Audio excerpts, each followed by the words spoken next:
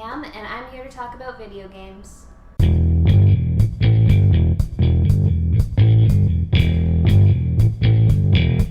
Sherlock Holmes, Cloud Strife, Tony Stark, Dr. Manhattan, Rust Cole, Gregory House, Francis York Morgan, The Doctor, Will Graham, Geralt of Rivia.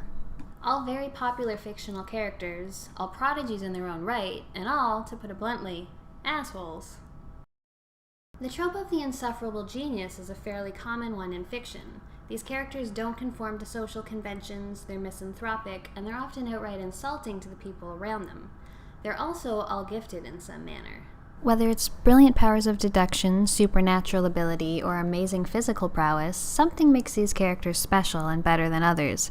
This lets them get away with being arrogant jerks. They don't get kicked to the curb by their fictional counterparts, and the audience tends to outright adore them.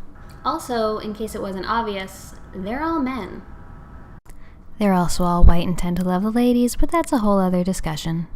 Insufferable genius isn't a role that women get to play too often. While being antisocial or unconforming is seen as charmingly roguish for men, it's not something women can get away with so easily. Female characters can be brilliant, they can be powerful, but they can't be too arrogant about it or be too unfriendly, lest they be labeled an unlikable bitch. Gillian Anderson's character in The Fall is a female character who comes close to fulfilling this trope. She's a brilliant detective who's not afraid to break a few rules or call out others on their bullshit.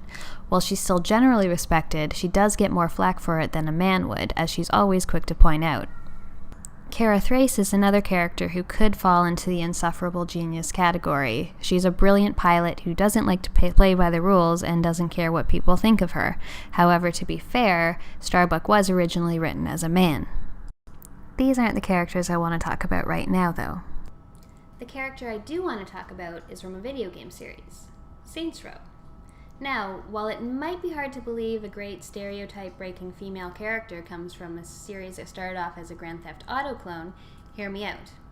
Now, Saints Row does score a solid needs improvement when it comes to background female characters, but when it comes to major female characters, they do a surprisingly good job.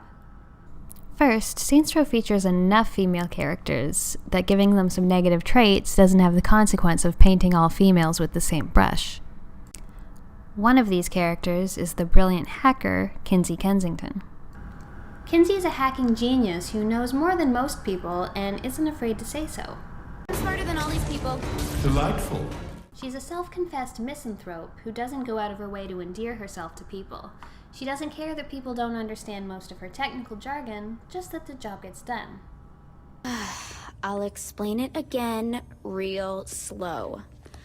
I want to broadcast your subconscious into the Decker usernet. Then you'll be able to interact with the avatars of users and corrupt the abstract representations of data that are the cornerstone of their online operation. To do that, I need... A Nemochair, of course.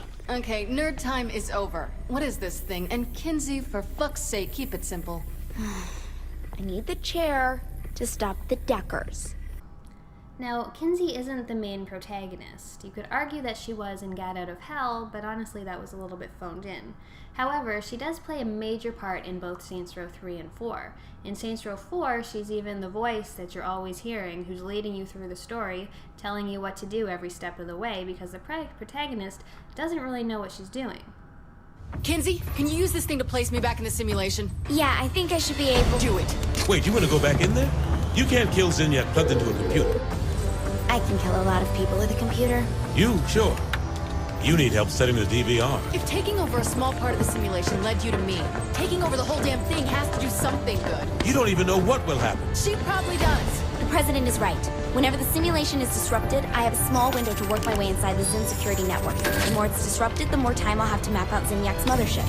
I can identify structural weakness, locate where they're keeping our friends. And find Zinyak. Yeah. I really like Kinzie because she's smart and she doesn't care what other people think. She just wants to do what she needs to do. She's not particularly concerned with being nice. She does fit the insufferable genius role, which really women don't get to play too often.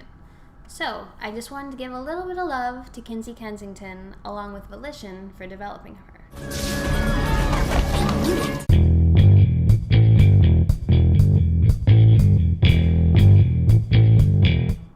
Thanks for watching, and if you like this video, please subscribe and rate it up. Also, if there's anything you'd like to hear me talk about in a future video, feel free to leave me a comment. Thanks!